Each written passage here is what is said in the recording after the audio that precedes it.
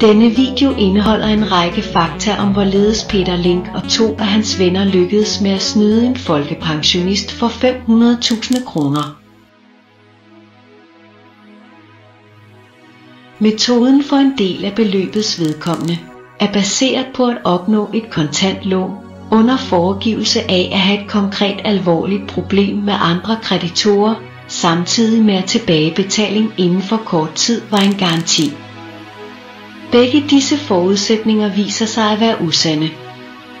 Peter Ling fremkaldte således en vildfarelse hos folkepensionisten for at opnå det kontante lån. For den anden del af beløbets vedkommende handler det om et debitorskifte. Peter Ling foreslår pensionisten at ville overtage en gæld, som en af Peter Lings venner har til folkepensionisten. Der foretages herefter et debitorskifte, som Peter Lings ven, den oprindelige skyldner, Shadi Mahmood, efterfølgende nægter et hvert kendskab til. Peter Ling nægter også at betale til pensionisten, idet han påstår aldrig at have modtaget noget vederlag fra Shadi Mahmood. Fogedretten i København giver ved kendelse, på baggrund af objektive beviser, herunder gældsbrev på det fulde beløb samt optagelser af telefonsamtaler, pensionisten ret i, at han har et krav på 500.000 kroner mod Peter Ling og hans selskab Charles og Bass ApS, som formelt er ejet af hans datter. Efter at denne kendelse er afsagt, overdrager Peter Ling direktørposten i Charles og Bass ApS til en dansker, bosiddende i Halmstad i Sverige, ved navn John Skovbo Andersen.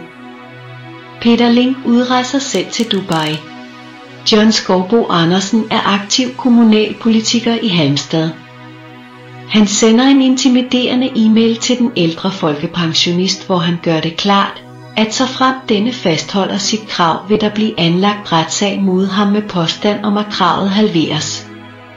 I samme periode bliver der begæret udlæg for det skyldige beløb hos Charles og Bass ApS. Direktør John Skovbo Andersen anviser ved fogedforretningen et værdiløst aktiv, købt men ikke betalt af Peter Ling, i form af en art obligationer. Denne manøvre foretages for at undgå udlæg i en fast ejendom, som selskabet har tinglyst adkomst til.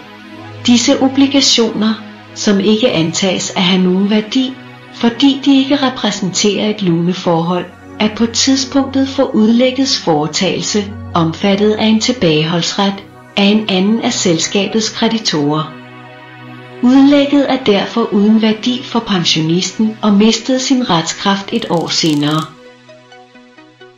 Den førnævnte trussel om retssag fører til at sag anlægges mod folkepensionisten på et grundlag af falske påstande ved byretten, uanset at den allerede er afgjort på dette niveau tidligere i Københavns fogedret.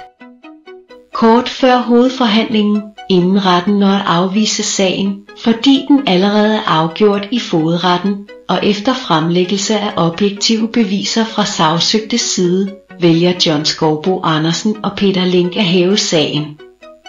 Sidstnævnte er den, som rent faktisk stadigvæk afgør, hvad der skal foretages.